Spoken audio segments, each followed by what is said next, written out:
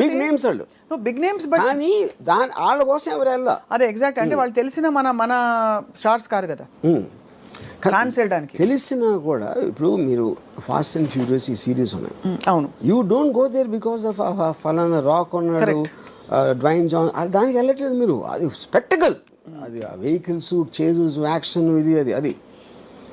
So అప్పుడు ఏంటి, మీకు తెలిసిన యాక్టర్ ఉండొచ్చు కానీ వాడి కోసం సినిమాకి వెళ్ళటం మానేశారు హాలీవుడ్లో. అది నేను చెప్పేది.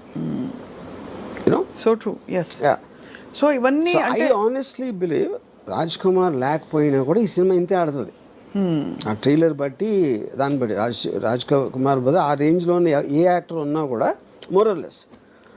అదే మీరు ప్రభాస్ ఉన్న సినిమాలో మీరు ఎవరినో పెడితే ఆడకపోవచ్చు, అది నేను చెప్పేది. అది ఎందుకంటే దాని డిజైన్ కూడా వేరే ఉంటుంది.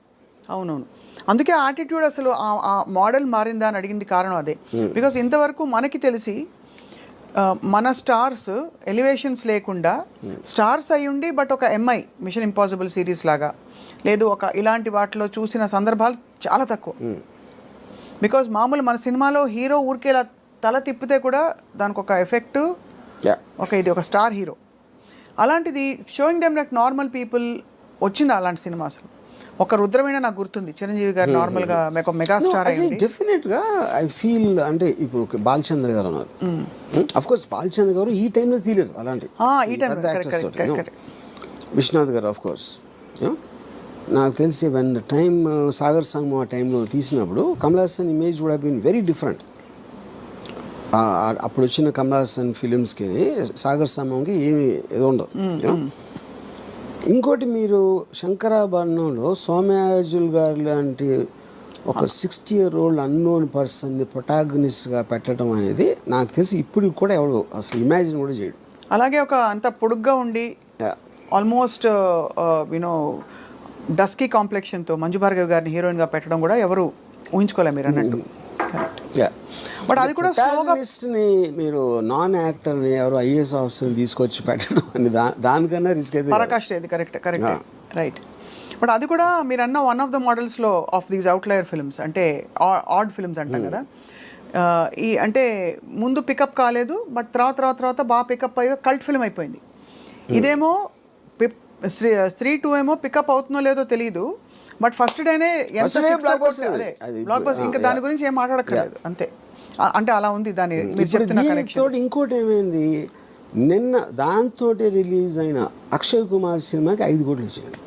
54 కోట్లు రాజ్ కుమార్ సినిమాకి వస్తే 5 కోట్లు అక్షయ్ కుమార్ సినిమాకి వచ్చింది.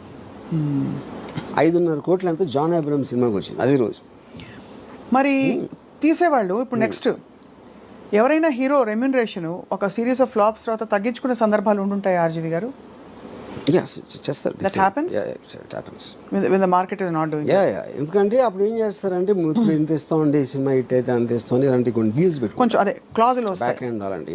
The reason I asked that is because majority of this major expenses that we are talking about, ఇప్పుడు మొన్న కల్కి వచ్చింది, it was actually a feast.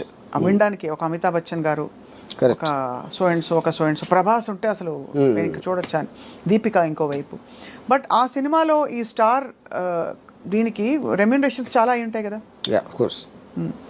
ఇప్పుడు అలాంటి సినిమా తీసి ఒక బ్యూటిఫుల్ అటెంప్ట్ అని మంచి పేరు తెచ్చుకుని, బట్ రిటర్న్ ఆన్ ఇన్వెస్ట్మెంట్ చూసుకుంటే 500 కోట్లకి 100-50 ఎక్కువ రావడం బెటరా, లేదు ఇలాంటి ఒక కొత్త స్కూల్ ఆఫ్ థాట్ బయలుదేరి న్యూట్రలైజ్ చేసే ఎఫెక్ట్ బెటర్ అంటారా? ఇక్కడ ఒక డేంజర్ ఏంటంటే, అంటే అది డేంజర్ అనొచ్చు కాదు కూడా, డేంజర్ ఏంటంటే మీకు సంవత్సరానికి 150 సినిమాల్లో రేంజ్ వైజ్గా చిన్న సినిమాలు అని చెప్పుకునే 90% ఉంటాయి, దాంట్లో 90% ఫెయిల్ అవుతాయి. సో ఆ 10%లో మీ సినిమా ఉంటుందా ఉండదని తెలియదు కదా మీకు. అవును, but economy will run like that. అంతే, అది that is a fail safe. అప్పుడు మేము పెద్ద సినిమా చేసి అన్కంట్రోల్డ్ బడ్జెట్ ఎంత రెమ్యూనరేషన్ ఇచ్చినప్పుడు ఎంత పోవటానికి ఛాన్స్ ఉందో. ఇప్పుడంటే ఇప్పుడు నేను పేరు చెప్పండి, ఇప్పుడు ఒక సినిమా మీరు 400 కోట్లు తీసారనుకోండి, దాంట్లో మీకు 200 crores నష్టం వచ్చింది అనుకోండి. ఇప్పుడు మీరు దీని బేసిస్లో 10 కోట్లు 15 కోట్లు సినిమా తీస్తే ఎంత పోయినా కూడా మీకు 10-15 పోతుంది, ఇక్కడలాగా 200 పోదు. అంతే కదా. యా అంతే కానీ రిస్క్ ఇస్ లెస్ అంటే తక్కువ. కరెక్ట్. బట్ కొడితే జాక్ పాట్ కొడితే ఇంకా తిరుగుంటుంది. తిరుగుండదు అది. బట్ ఆల్ ద సేమ్ ఈ హీరోలందరూ వాళ్ళ రిస్క్ కూడా ఒక సినిమాలో ఎంగేజ్ అవ్వడం ఈజ్ వెరీ హై బికాస్ వాళ్ళు తొందరగా పీక్ అయిపోతారు. ఆ తర్వాత దానికంటే ఏదైనా తక్కువ ఇస్తే చూసుకోరు. చచ్చినట్టు ఆ లీగ్ ఆఫ్ మార్కెట్లోనే ఇప్పుడు ప్రభాస్ వచ్చి సడన్గా మంచి ఒక ఇలాంటి ఒక 127 hours లాంటి సినిమాలో ఆర్ సంథింగ్ చేస్తారా అంటే whether people will digest, whether he'll take that risk we don't know. He's compel to work now in very very big projects. దానికి రీజన్ ఏంటంటే 127 hours ఈ లెక్క తెలియదు అనుకోండి ఏదో సంథింగ్. ప్రభాస్కి డబ్బులు ఇచ్చేది not about the story, not about that. అతను స్క్రీన్ మీద హై స్పీడ్లో వస్తే అంతమందికి ఎక్సైట్మెంట్ వస్తుంది అనేది కాస్టింగ్ ఫ్యాక్టర్. అది that is what super stars are suppose to be. అప్పుడు అలాంటి మూమెంట్స్ ఉన్న స్టోరీనే వాళ్ళు ఎన్నుకుంటారు. అదే వాళ్ళు వచ్చి వేరే సినిమా తీసినప్పుడు ఆమీర్ ఖాన్ ఒక్కడే చాలా తెలుగు చేస్తాడు. ఆమీర్ ఖాన్ ఏం చేస్తాడంటే ఇప్పుడు ఏంటి, ఒక సపోజ్ తను గజనీ లాంటి సినిమా తీసాడు కూడా చాలా పెద్ద హిట్ అయ్యేది. తర్వాత తను తారే జమీన్ పే తీస్తే తారే జమీన్ పేలో చూస్తారా, అది మంచి స్టోరీ, కానీ గజనీకి అలవాటు పడిన వాళ్ళు దీన్ని చూస్తారా అంటే దానికి ఆమీర్ ఖాన్ ఏం చేశాడంటే గజనీ నమ్మిన ప్రైస్లో 1/10 కమ్మాడు తారే జమీన్ పే. అప్పుడు ఆమీర్ ఖాన్ లాజిక్ ఏంటంటే నేను ఈ సినిమాలు కూడా చేస్తాను, కానీ ఆ ప్రైస్కి అమ్మినప్పుడు ఆ ఆడియన్స్ నేను రీచ్ అవ్వలేను. దీని ఆడియన్స్ దీనికి ఉంటారు. కరెక్ట్. యా. అప్పుడు ఏమైంది, గజనీ కాస్ట్ 40 crores అయితే ఇది 5 crores అయింది. 5 crores అయ్యేటప్పటికి ఇది కూడా 60 చేసింది. 60 crores తారే జమీన్ పే. అదే ఒక 90 చేసి ఉండొచ్చు. 60 కాకపోయినా 10 చేసినా కూడా హిట్టే కదా. అప్పుడు ఏంటి, మీరు ఎంత కాస్ట్ చేశారు, ఎంత వచ్చింది చూసి 100 మంది 1000 మంది చూసారు అనుకోండి ఆ పెద్ద సినిమా, దాంట్లో 900కి నచ్చకపోవచ్చు, కానీ వాళ్ళు చూసారు, మీ ఆ డబ్బులు అయితే మీకు వచ్చేసినాయి. ఇప్పుడు ఇక్కడేమో 100లో 90 మందికి నచ్చినాయి. అవును. కానీ ఈ సినిమా చూసే జనం ఉన్నదే 100 మంది. నేను ఆన్లైన్ సాటిస్ఫై చేసినా కూడా నాకు హ్యాపీ. అది ఆమీర్ ఖాన్ లెక్క. ఓహో, అంతే. యా. అందుకని తను ఎక్స్ట్రీమ్లీ లో బడ్జెట్ వేస్తాడు, లేకపోతే వెరీ హై బడ్జెట్, రెండు. అప్పుడు వాటి డిజైన్ వేరే ఉంటుంది అంతే. Effectively ROI is better satisfied here, return on investment. ROI definitely. మీరు 40 crores సినిమా 90-80 చేయడానికి, 5 crores సినిమా 60 చేయడానికి ఎంత డిఫరెన్స్ ఉంది. పీకే గురించి కూడా అలాగే చెప్పారు. పీకే సినిమా రిలీజ్ అయినప్పుడు ఆమీర్ ఖాన్ ప్రొడ్యూస్డ్, దాని cost of production was much less than so many other films ఆ టైంలో వచ్చినవి ఆ లీగ్లో. సో బట్ ఇవన్నీ ఏంటంటే ఈ యాజ్ అన్ అనాలిసిస్ ఇదంతా హాలీవుడ్ స్టార్స్. ఇప్పుడు ఫర్ ఎగ్జాంపుల్ టామ్ హ్యాంక్స్ ఉన్నాడు, హీల్ డూ కాస్ట్ అవే, ఒకే యాక్టర్ మొత్తం ఐలాండ్లో ఒకడే ఉంటాడు. He'll do a very big budget of some other film. వాళ్ళు ఏంటంటే వాళ్ళంతా స్టూడియోస్ కంట్రోల్ చేస్తాయి, బయర్స్ ఉండరు. ఈ బయర్స్ మీడియేషన్ లెవెల్లో ప్రైసెస్ అనేది ఇదైపోతుంది.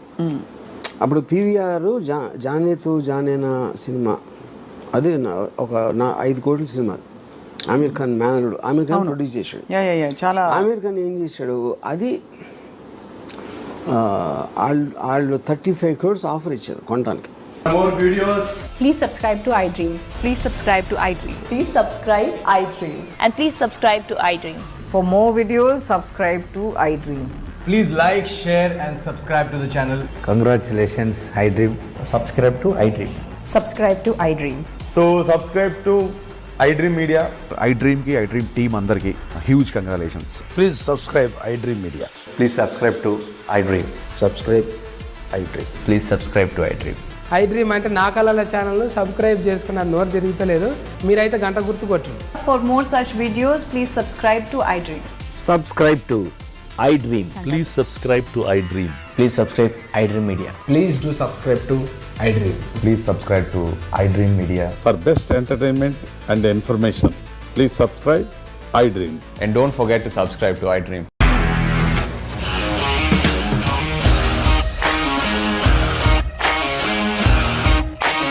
ఇండస్ట్రీలో కమిట్మెంట్ ఇష్యూస్ వస్తే నీకు కూడా వచ్చినట్టు మార్నింగ్ తీసుకెళ్ళాడంటే కొట్టి పడేశాడు.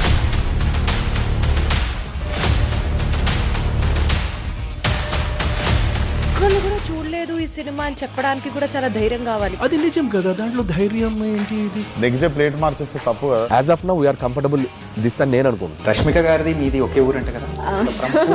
నీకు కోపం వచ్చిందంటే బాగా తిట్టేత్తరా? తిట్టేద్దామండి. నిజంగా గేమ్ ని ఎలా చేంజ్ చేయగలిగారు? ఏపీఎస్ఎఫ్సి వాళ్ళకి 6 నెలల్లో నేను 6 లక్షలు కట్టా. బిజినెస్ చేయాలనుకుంటే it is as difficult as riding a tiger.